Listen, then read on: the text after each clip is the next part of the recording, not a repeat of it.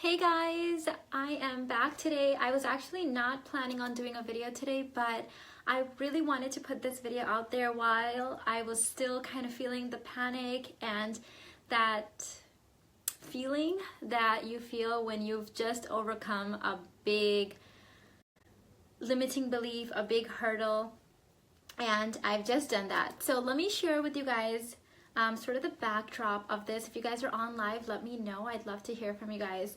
So last year, probably around the same year, maybe even in the mid-January last year, I decided that anytime I felt pain, anytime that I felt fear, that I was going to use that as my cue that whatever it was that I was feeling fearful in, I needed to overcome that and I needed to face that head on.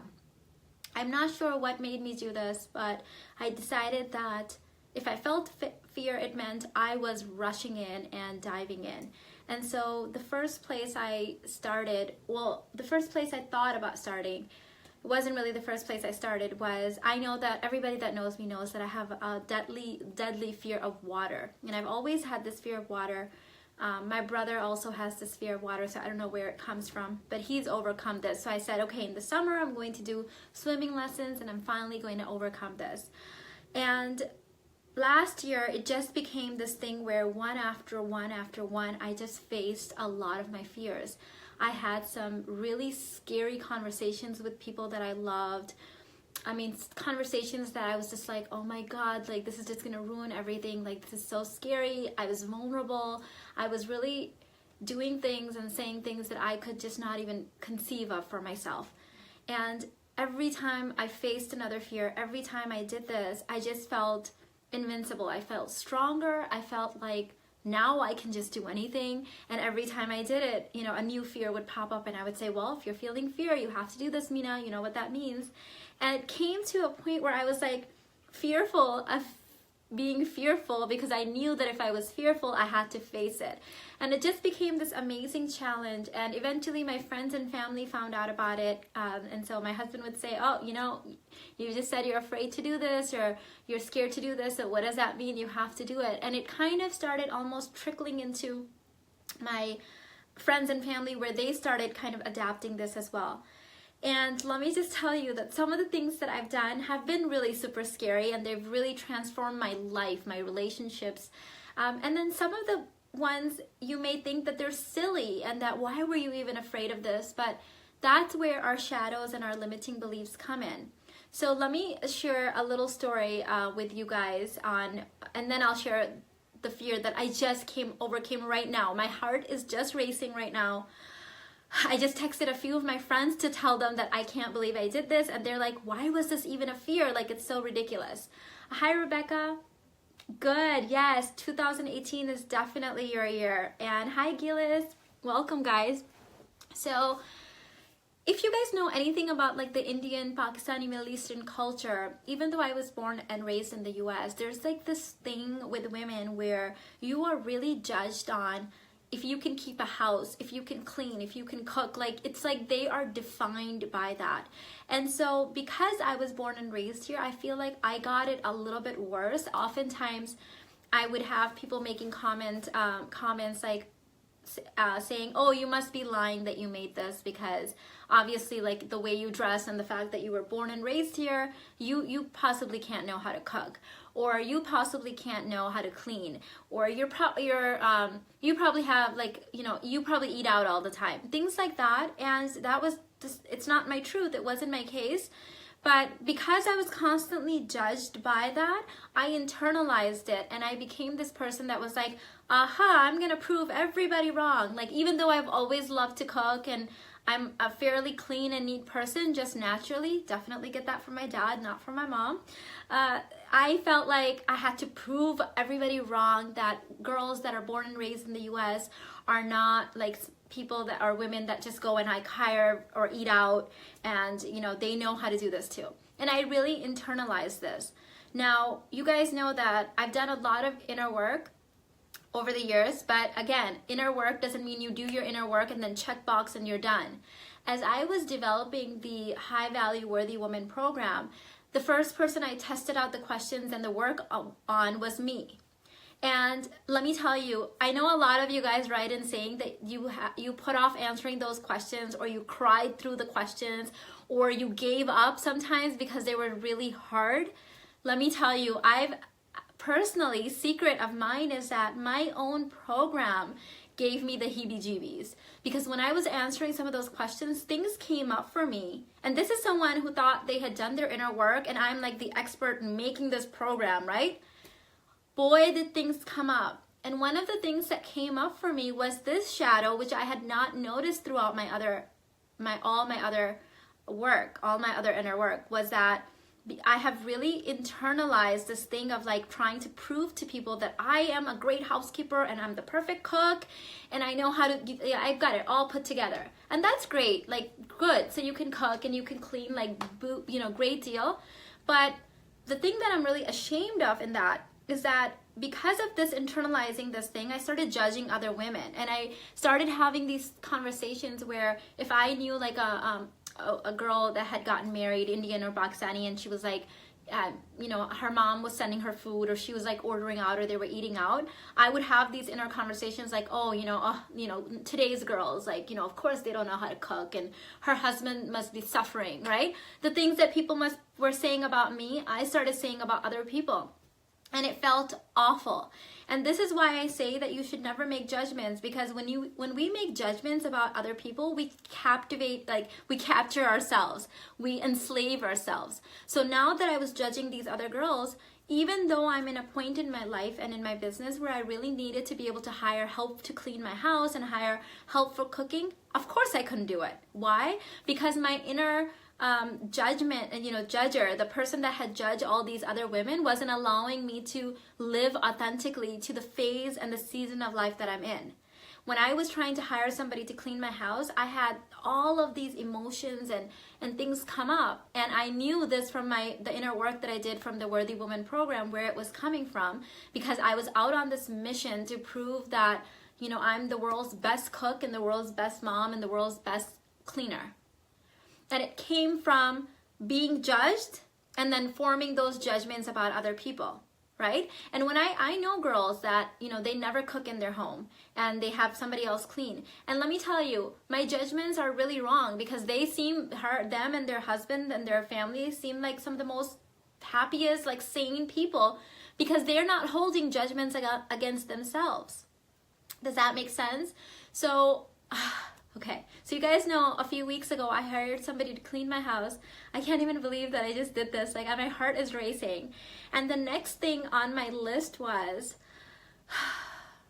I wanted to experiment with having somebody else cook for us. Like, this is such a big thing for me. Okay, so guys, I just got off the phone. This lady that I've known for 6 years, her son is friends with my son. They go to the same school. And I've had her number for years, and I knew that that she would know the right person for this. So I texted her this morning and I said, hey babe, I'm really busy these days, and I had all these excuses and texts because God forbid she just should think that I'm not a good person because I'm trying to hire somebody to cook for me. So I had this long text message, and I'm looking for somebody Indian, Pakistani that can like cook some food and send it to my house, and I'll pay you weekly, and she would cook at her house. And she called me. I had texted her and she calls me and she's like, are you kidding me? And I'm like fearful, like, oh my God, what is she gonna say? She's judging me. And she's like, last week, me and my friend just launched this catering business, and we were sitting here thinking, where are we gonna get our first client? Oh my God, okay. Breathe, Mina, breathe. Okay, so I hired her. We're gonna do it as an experiment. You guys, this is what inner work looks like, and this is somebody that you guys think that, like, since I'm a life coach, like I have it all together. Like, I literally am having a panic attack. My mother-in-law and I were just like sitting there and talking, and she's like, yeah, no, you did the right thing. And I needed her to keep saying this to me because I'm still feeling that like fear. And I called my husband and I was like, babe, I just did this. And he's like, great, like it'll be a fun experiment, like we can always get out of it. But This is what that continuous inner work looks like. Everybody has these things. And this is why I say that you have to take the time. If I hadn't done the Worthy Woman program myself, if I had thought, oh, I'm an expert, I've done all the inner work, I created this program, I don't need any more work. If I hadn't sat down, I avoided the questions for a week. There were some questions that I passed over. And I was like, I'll come to that one later. And it wasn't until I forced myself, I was like, no, you really need to answer these. You won't know how your clients and your students are feeling when they take these questions. And when I worked through it, the reason I was putting it off is because some nasty stuff was coming up, girls. Some nasty stuff was coming up. I teach people not to make judgments, how to work past them, and all of these judgments that I had quietly been making about everybody else were coming up. I didn't want to see that. That's nasty. That's ugly. That's too deep. Like, I didn't want to go there. But because I went there, my life is becoming easier now. Like, the cleaning lady that I hired, my life has changed since then. And it was such a small thing. A couple of my friends that I just texted after I did that for support were like, Mina, why is this such a... Because it is. Because for my entire life, I've been like, I'm going to prove, like, American-born girls, like, that are Indian and Pakistani, like, we can cook, like, we can do this, like, we're great housewives, like, we're great moms. And I'm a great mom regardless of whether I can cook or not. I'm an amazing kick-ass wife. I'm fabulous and I'm worthy and I'm deserving whether I can cook or not. Cooking and cleaning does not define me, and it doesn't define anybody. But I had internalized this. It was one of my shadows and I could not see it. Took me 37 years to figure this out. This is what true inner work looks like. And when I got off the phone, I needed all these people. I texted my friends for confirmation. I needed my mother-in-law to give me she just counseled me for like an hour. She was like, yes, you're doing the right thing. This is so good. This is gonna free up time. You're not gonna be stressed. Like, I really needed like a cheerleader to walk me through this. And my heart is still pounding. That's why I came on here right now. I'm like, I need to talk to my girls. I need like some support right now. Let me see what you guys are saying, because I like so need to hear this. Angela said, so happy for you, Mina. Thank you, thank you. Calm down, Mina. It's okay. It's okay. Faiza said, good for you. I agree. There is so much pressure in our culture around being a good housewife, no matter how accomplished we are in other areas. Yes, yes, Faiza, I feel that. And the worst critic of them all was me. I was criticizing myself the most. And it's since I've been able to release that, and not fully, like, I'm literally my heart is pounding right now. My heart is pounding because I just, like, literally an hour ago, just hired somebody to deliver food to me. I don't understand it. I know my kids don't care where the food is coming from. My mother-in-law sure as hell doesn't care where the food is coming from, as long as there's food to eat. And my husband and I, where we are in our phase of life right now, like, he just cares that I'm light and playful and romantic with him. Like, he doesn't care what's going on. It's my own enforced, like, rules, because this is what happens when we judge other people. Because in my life, I've judged other women on this. It's like a vicious cycle, so I couldn't get out of it myself, because somewhere internally it was like, Mina, you're gonna be a hypocrite. Like, you know, remember? If you don't cook, you're not a good wife and you're not a good mom. This is all happening subconsciously inside of us when we judge other people.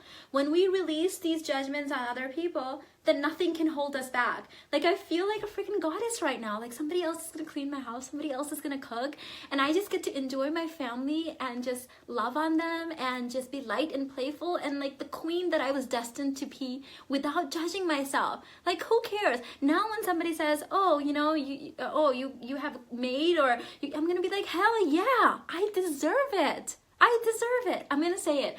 I'm just gonna release myself of this captivity that I have placed on myself, because we are our biggest critics. We do this to ourselves.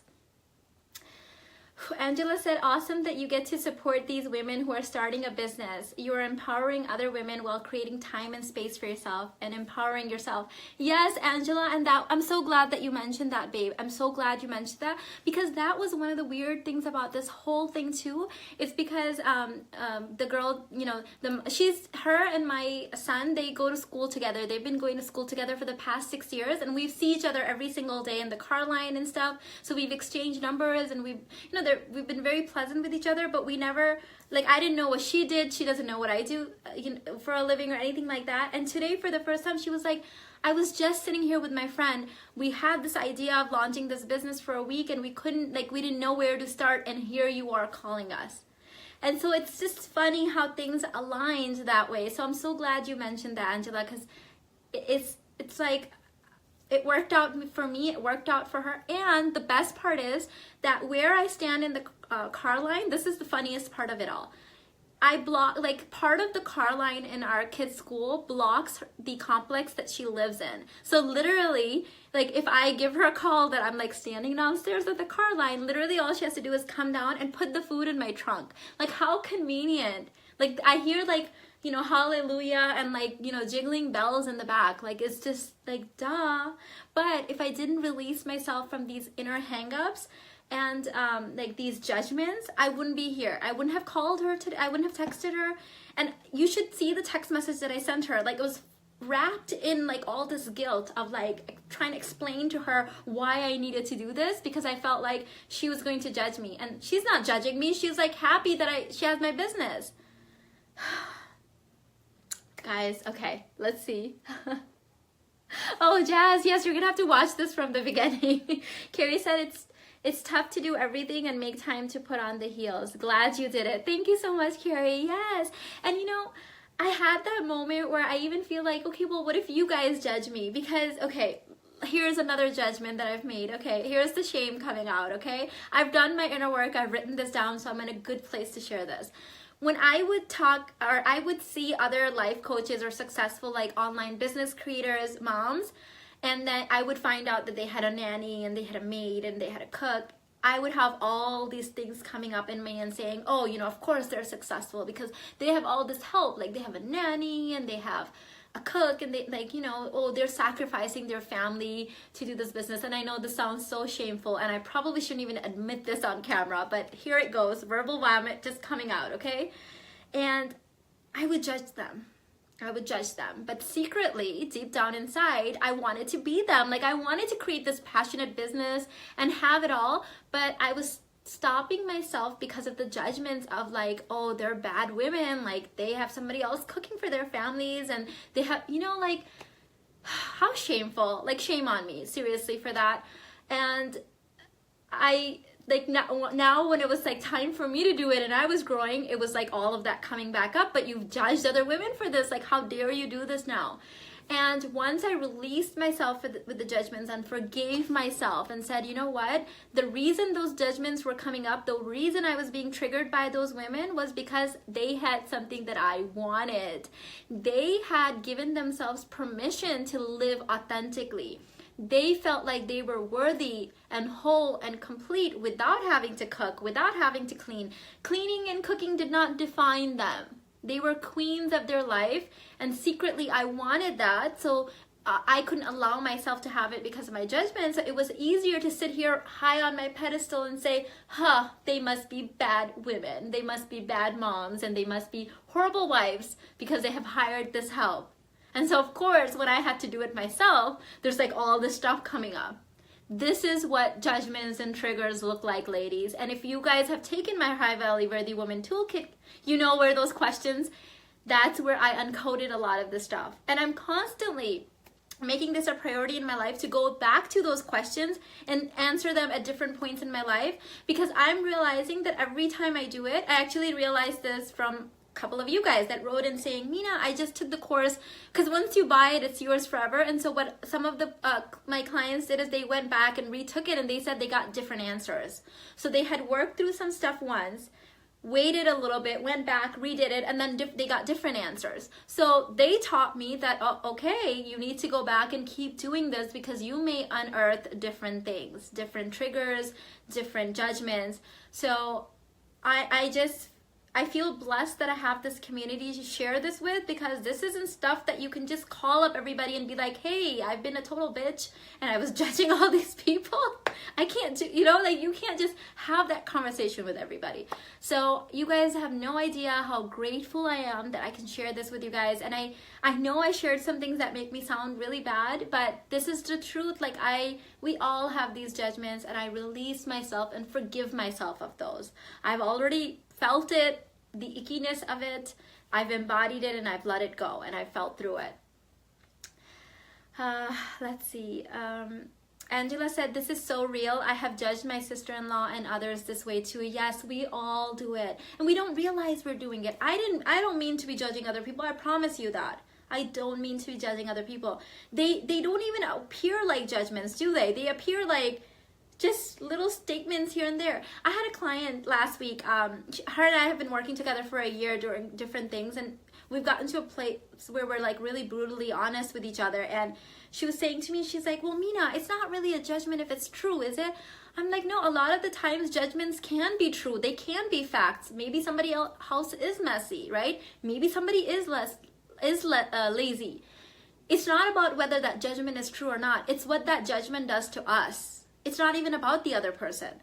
Those people that I judge, they're out there making money, living their life, enjoying their families. I didn't affect them at all. Who did I affect? Me. I enslaved me.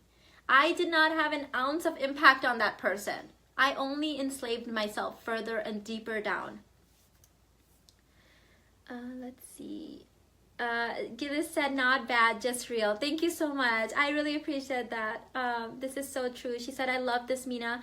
I had a household and I let her, housekeeper, and I let her go because oops, I lost that comment. Where'd it go? Did I lose that comment? Sorry about that, babe. I was reading it and somehow it disappeared. Whitney said, I'm a stay-at-home mom and I order my groceries to avoid grocery shopping. I don't feel bad about it anymore, and I think that I may hire a housekeeper to deep clean every few months or so. Whatever stress I can avoid, I will from now on. Great. Yes, do it. Don't like be like me where like you've kept yourself enslaved in all of these things. And to the people around me, the people that love me, like it doesn't really even matter. Every time my life like is getting easier, like with the housekeeper, you know, okay guys, let's just be real. You guys know, like my husband and I have had for years a strained a relationship, and we have very different money habits. So I know that this hasn't been easy for him either. But when he's seeing how light and playful and romantic I am, and how much more confident I am, and how I have more time for the family now, and I'm playing more and laughing more and giggling more because I'm not like bound by all these chores and responsibilities, he's saying it's well worth the money. This is a man that would question like every dollar that I spent. He went from that. It's because he gets the value of having a romantic, carefree, playful partner that's not judging him or criticizing him or nagging him. So it's like win-win. So when they see the value of what they're getting in return, like they see the value and they get it. They get it. And you know, I had okayed this, and it was really in my own inner work, having to deep through this, but out of respect, this is one of the things that I teach. I called my husband and I said, hey babe, you know, this is what I'm thinking. I called Sheila, I made this, this is what she's saying, how much it's gonna cost. It's gonna be every couple of weeks. What do you think? But I made it like, it's not a decision. Like I'm asking him, like, what would you say? And he was like, yeah, sounds like fun. Let's try it out. We can always, you know, go back. And I was like, great. But I gave him that respect and that honor of letting him be the man and make that final decision, if that makes sense.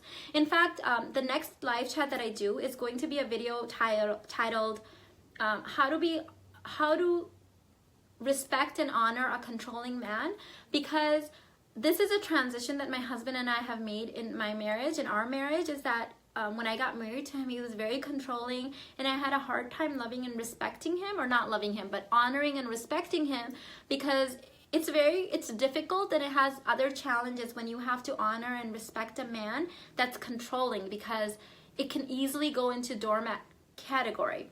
So this is where I've learned a lot in the last 9 years in this. I've used my communication skills, my coaching skills, and I've been able to overcome this. I want to share that information with you guys as well.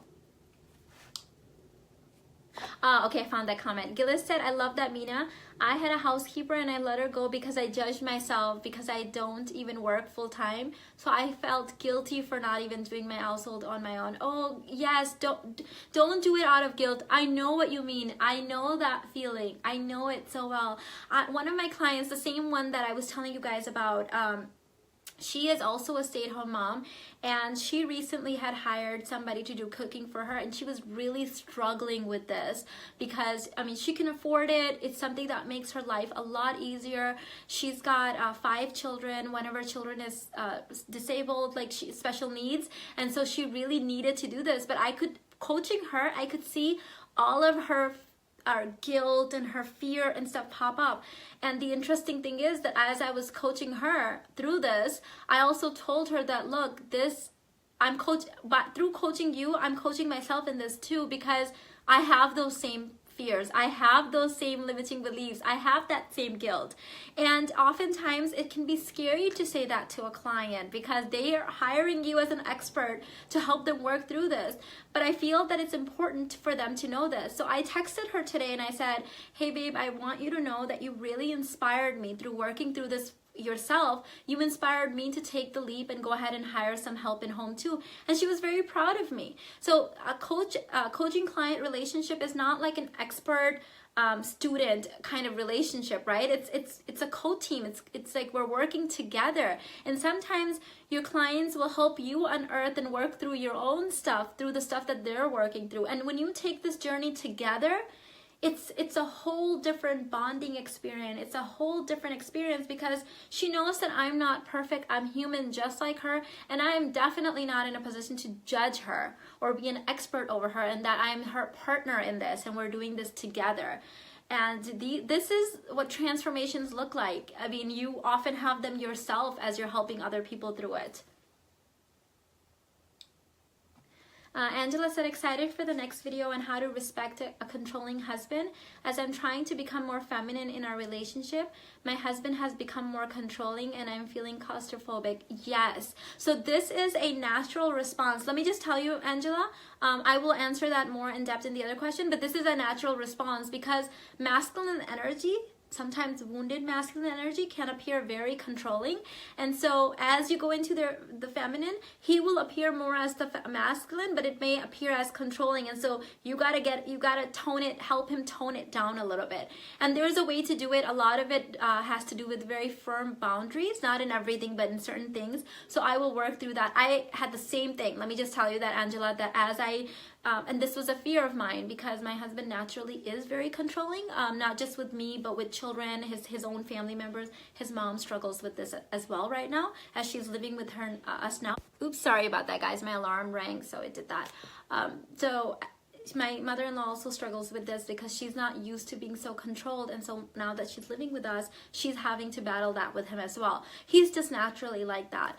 But one of my masculine masks is, if you guys are in my High Value Babes Club, you know what that means, is that when I feel controlled, I go into masculine energy. So as you can see, it wasn't pretty in the beginning, but I will show you how to deal with that.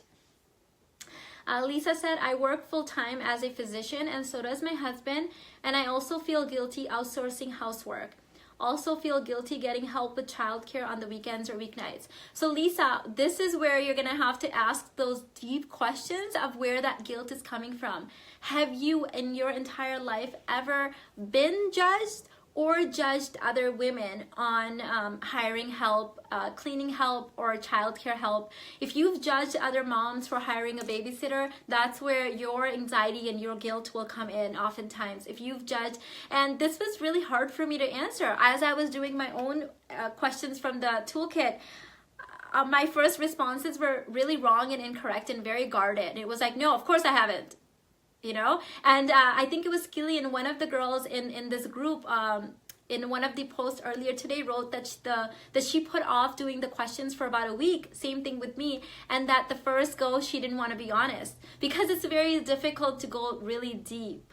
As I've mentioned before, in therapy, sometimes it can take years to get to that point where you're ready to admit some of the stuff. So if you answer those things honestly, really brutally honestly, and don't judge yourself, forgive yourself as you work through it, you will see some of that come up, and then you don't feel guilty. You don't. I literally just had a panic attack today, but I don't feel guilty about it. It's that facing that fear. Like my heart was racing. I needed that validation. I needed some people to hold my hand. I did need that, but I don't feel guilty about it because I've worked through some of that stuff. I hope that's making sense for you guys, where that comes from. So ladies, thank you so much for being here today and holding my hand through this. I will let you guys go for the day, and love you guys so much. Thanks for being my rock and my support team. I really appreciate it. Catch you guys later. Bye.